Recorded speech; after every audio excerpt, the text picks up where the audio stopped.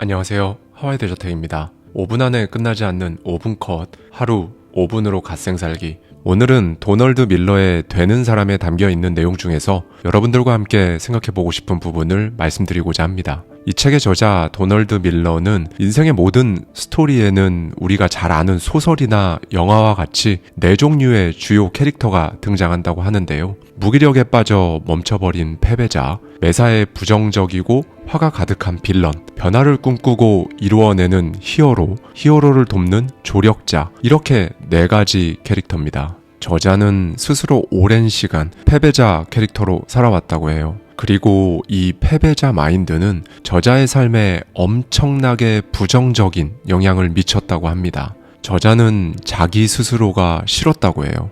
자기 삶 자체가 싫었고 당연히 다른 사람들로부터 인정받지도 못했죠. 수입도 없었고 인간관계도 원만하지 않았으며 역량도 부족했다고 말합니다. 그러면서 이 4가지 유형의 캐릭터 중에서 자신이 패배자 캐릭터로 꽤 오랜 시간 살았던 가장 결정적인 이유는 본인이 자기 스스로를 바라보는 방식이었다고 합니다. 그러니까 자기 스스로 패배자라고 생각했다는 거죠. 그러던 어느 날 저자는 문득 문학 작품이나 영화에 등장하는 히어로들에게는 이상하리만큼 공통적인 특징이 있다는 생각을 하게 되었어요. 그리고 이들이 가진 특징을 자신의 삶에 적용하면 본인도 더 나은 삶을 살 수 있지 않을까라는 생각을 하게 된 겁니다. 그런데 문학 작품이나 영화에 등장하는 히어로들과는 다르게 실제로 히어로는 그다지 강하지 않습니다, 여러분. 능력이 막 엄청나게 출중하지도 않아요. 이들도 단지 변화의 과정을 겪는 패배자예요.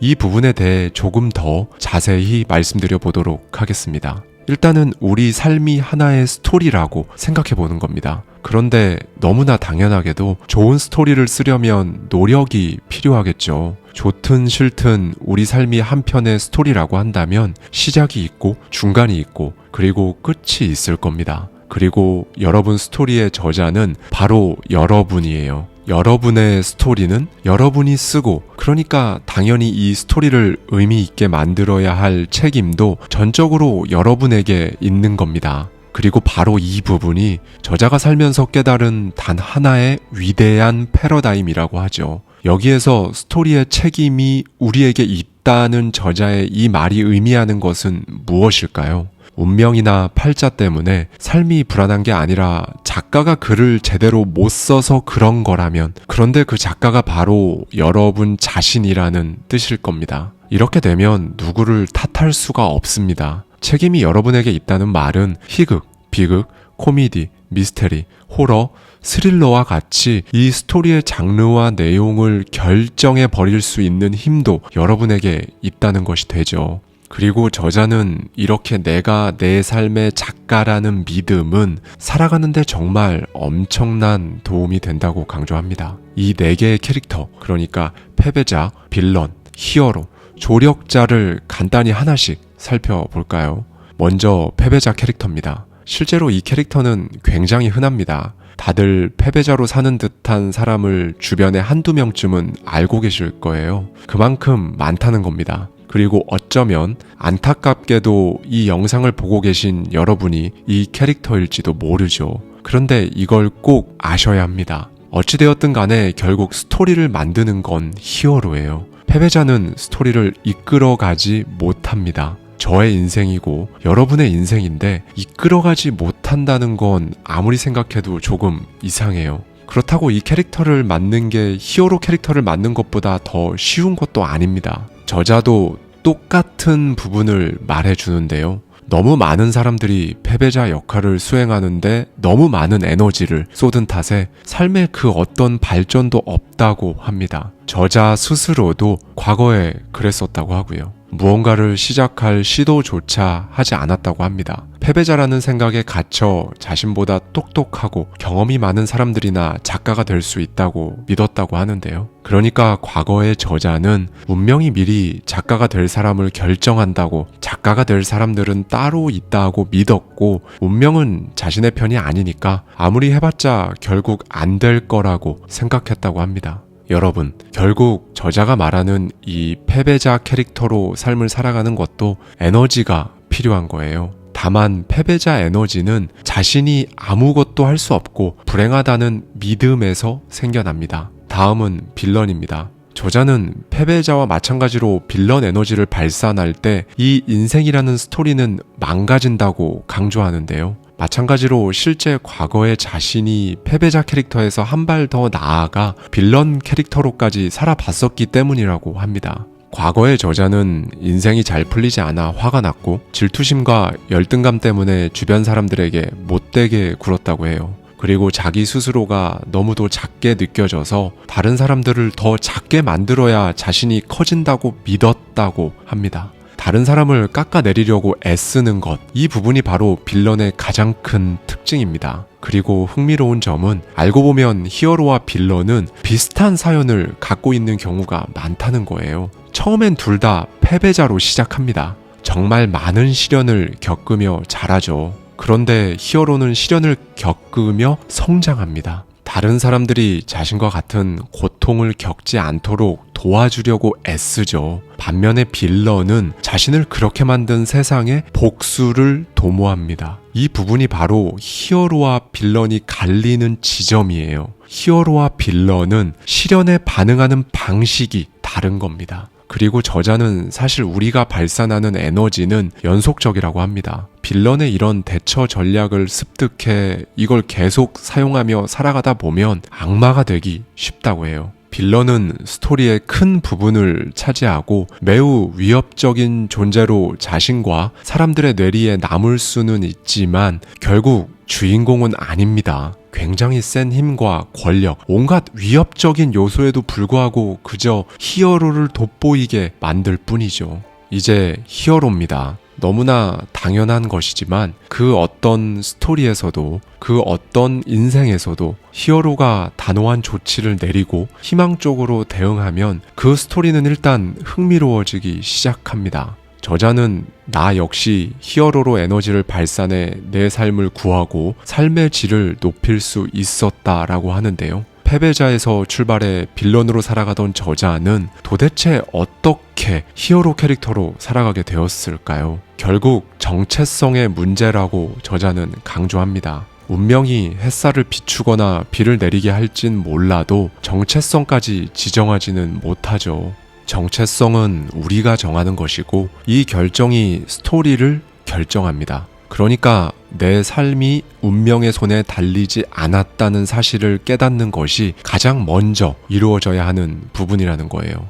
여러분은 여러분 스스로가 무엇이라고 생각하시나요? 그리고 어떤 사람이 될 수 있다고 생각하시나요? 이 부분에 대한 생각을 반드시 해보셔야 합니다. 물론 그렇다고 해서 변화가 막 바로 즉각적으로 일어나는 건 아니에요. 피해자가 됐다가 빌런이 됐다가 히어로가 됐다가를 반복하며 끊임없이 흔들리실 겁니다. 시시각각 다른 에너지를 발산하겠죠. 하지만 저자의 말처럼 점차 패배자와 빌런보다 히어로의 역할을 더 많이 수행하기 시작하는 그 지점에서 그렇게 삶이 바뀝니다. 훌륭한 사람들 역시 처음에 내가 무엇이 될 수 있을까 혹은 내가 무엇을 이룰 수 있을까라는 질문으로 시작했어요. 그렇게 기타를 집어들었고 컴퓨터에 트랜지스터를 꽂았으며 로켓 엔진 맨 끝에 달린 노즐의 폭을 좁게 만들었습니다. 그리고 그렇게 세상을, 자신의 삶을 바꾼 거죠.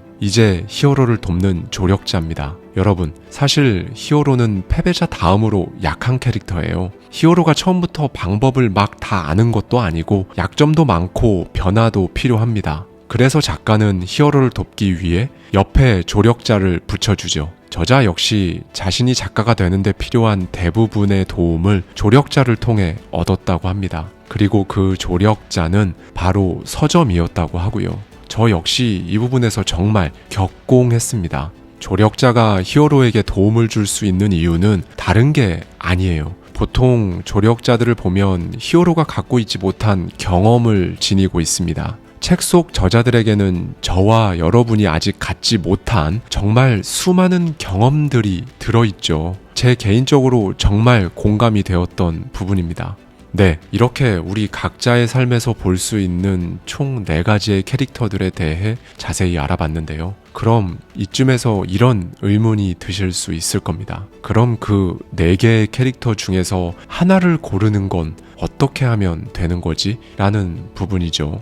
이 부분에 대해 말씀을 드리겠습니다. 어떤 결과에 대한 이유를 외부의 힘에 의한 것이라고 여기는 믿음을 심리학에서는 외적 통제 소재라고 합니다. 반대로 어떤 일에 대한 이유가 자신의 능력이나 노력에 달려있다고 믿는 것은 내적 통제 소재이고요. 그리고 이건 제 생각인데요. 이 통제한다는 것은 실제로 정말 100% 모든 것을 통제한다는 의미입니다. 예를 하나 들어드리면 비가 내리거나 내리지 않거나 하는 것을 통제한다는 것이 아니라 비가 내릴 때 빗속에 그냥 서 있을지 우산을 쓰고 평소와 다름없이 걸어갈지를 통제할 수 있다는 거예요. 그리고 저자는 사회과학에서 다루는 행위 주체성에 대해서도 이야기해 주는데요. 행위 주체성은 스스로 선택할 수 있는 능력을 말합니다. 그리고 매우 행복한 사람들은 자신이 어떤 환경에 처해 있든지 공통적으로 엄청난 행위 주체성을 가지고 있다고 해요.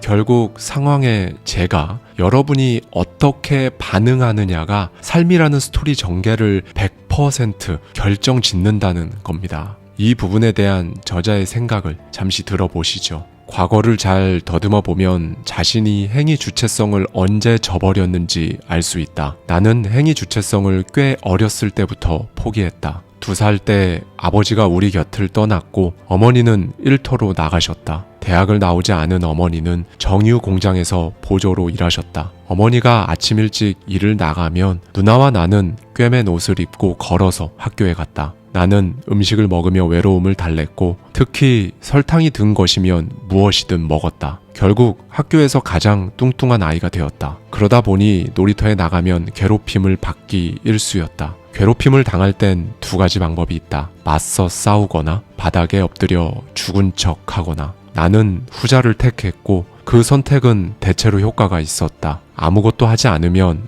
아무도 건드리지 않았다. 그 덕에 나는 무기력하게 사는 법을 배웠다. 여기서 문제는 내가 아무것도 할 수 없다는 거짓말을 진짜라고 믿은 것이다. 분명 힘든 시기였지만 한편으론 감사한 마음도 든다. 이러한 과거를 겪은 덕분에 히어로로 살면 얼마나 놀라운 변화가 일어나는지를 알게 되었으니까. 모든 스토리에는 캐릭터가 나뉘는 지점이 있다. 패배자 캐릭터는 자신이 무력하다고 믿고 그에 따라 행동한다. 그러나 히어로 캐릭터는 패배자와 똑같은 일을 겪더라도 자신의 행위 주체성을 믿고 극복하고 일어선다. 사실 가난하다고 해서, 뚱뚱하다고 해서, 친구들에게 무시당한다고 해서 무력해질 필요는 없었다. 그때도 지금처럼 내게 주어진 환경에 자부심을 느꼈더라면 좋았을 것을. 어머니는 성실하게 일했고 몸이 부서져라 일한 뒤에도 뜬 눈으로 밤을 새우며 옷을 꿰매줄 만큼 우리를 사랑했다. 상황이 힘들게 느껴져도 마음만 먹으면 강해지는 법을 배울 수 있다. 나는 그 마음을 먹기까지 오랜 시간이 걸렸다. 진짜 피해자는 따로 있는데 나는 왜 스스로 피해를 본 피해자라고 생각하며 인생을 보냈을까? 내 아내는 레스큐 프리덤이라는 단체에서 일하고 있다. 레스큐 프리덤은 인신매매로부터 탈출한 사람들이 안정을 찾고 트라우마를 극복해 의미 있는 삶을 살도록 돕는 단체다. 진짜 피해자는 레스큐 프리덤이 돕는 아이들이다. 그 아이들을 생각하면 한때 무기력에 빠져 허우적댔던 내 모습이 부끄러워진다. 사실 레스큐 프리덤이 돕고 있는 사람들을 피해자라고 칭하는 건 틀린 말이다. 그들은 생존자로 불린다. 말 그대로 살아남았기 때문이다. 이 아이들은 강하다. 억압에 맞서 일어서기 위해 조력자의 도움이 필요한 히어로이며 밝고 빛나는 미래를 가진 주인공이다. 결코 동정의 대상이 아니다. 진짜 피해자가 자유를 얻으면 히어로가 되는 것이다. 네, 여러분. 어떤 생각이 드셨나요? 결국 저자가 히어로의 삶을 살 수 있게 된 건 패배자와 빌런으로서의 시간을, 그 삶을 살아봤기 때문이 아닐까요? 히어로가 좌절을 겪지 않으면 스토리는 지루해집니다. 저자 역시 좌절과 도전은 우리를 변화시킬 유일한 요소다라고 하니까요. 저자가 처음부터 베스트셀러 작가인 건 아니었습니다. 첫 번째 책은 정확히 37권밖에 팔리지 않았어요. 그리고 그 중에 20권은 그의 어머니가 구입하신 겁니다. 실패였죠. 멘탈이 괜찮았을까요? 아니요. 무려 1년 동안 그냥 멍하니 있었습니다. 이때 저자에게 또 한 번 패배자를 낚는 미끼가 아른거렸어요. 저자는 캐릭터가 갈리는 또 한 번의 지점을 마주한 겁니다. 그리고 여기에서 저자는 이렇게 생각합니다. 운명이 나에게 베스트셀러 작가라는 타이틀과 오프라 윈프리와의 저녁 식사를 빚졌다라고요. 저는 여기서 삶의 의미에 대해 생각해 봤습니다. 정말 와닿지도 않고 뭐라고 딱 정의하기 어려운 말이죠. 삶의 의미. 저자는 이 의미를 경험하려면 자신이 행동의 주체라는 사실을 받아들이고 목적을 가지고 살아야 한다고 합니다. 목적이 있으면 당연히 계획도 세우고 싶겠죠. 그 계획을 세우는 순간, 이때가 바로 삶의 의미를 경험할 수 있는 지점이라고 합니다. 여러분, 오늘은 이걸 꼭 기억해 주셨으면 좋겠습니다. 방금 전 저자의 첫 책이 실패했을 때 캐릭터가 갈리는 또 한 번의 지점을 마주했었다고 말씀드렸었는데요. 저는 이 부분에서 정말 좋다고 생각했던 부분이 있었습니다. 바로 저자 본인이 스스로 선택할 수 있었다는 거예요. 만약 저 지점에서 스스로 고르는 것이 아니라 어떤 결과가 나올까? 여기에서 내가 잘 풀리는 쪽으로 결정이 되었으면 좋겠는데 라는 상황은 정말 별로잖아요. 저 지점에서 내가 고를 수 있다는 건 정말 엄청나게 좋은 겁니다. 오늘은 마지막으로 삶의 의미에 대한 저자의 메시지를 들으며 영상을 마치도록 하겠습니다. 삶이 한 편의 스토리라면 어떨까? 당신과 내가 마음이라는 극장에 앉아 눈이라는 카메라를 통해 영화를 관람 중이고 우리의 결정에 따라 스토리가 결정된다면 어떨 것 같은가? 운명이 시나리오를 쓴다면 그 영화는 무의미하다. 하지만 내가 주체가 되어 내 인생을 만들어 갈 때 삶은 의미로 가득 찬다. 수많은 사람들이 고등학교나 대학교 졸업처럼 삶의 어느 한 시절이 끝날 때마다 텅 빈 마음이라는 극장에 앉아 엔딩 크레딧이 올라가는 것을 보며 운명이 다음 스토리를 말해줄 때를 기다린다. 하지만 성인이 되면 부모님, 선생님, 사회는 우리가 무엇을 해야 할지 더 이상 말해주지 않는다. 스스로 해야 한다. 마음 극장에 앉아 다음에 일어날 일을 기다리는 불안한 상태를 스토리의 공백이라고 부르려고 한다. 즉, 자기 삶의 스토리가 재미없어서 더는 관심이 없는 상태다. 많은 사람이 그렇게 살고 있다. 참 슬픈 일이다. 나는 언젠가부터 이 같은 사실을 깨닫기 시작했다. 그리고 지난 20년간 더욱 확실히 알게 되었다. 내 삶도 다른 사람들 못지않게 힘들며 늘 행복하지는 않다. 하지만 삶이 의미 있냐고 묻는다면 분명하게 그렇다고 답할 수 있다.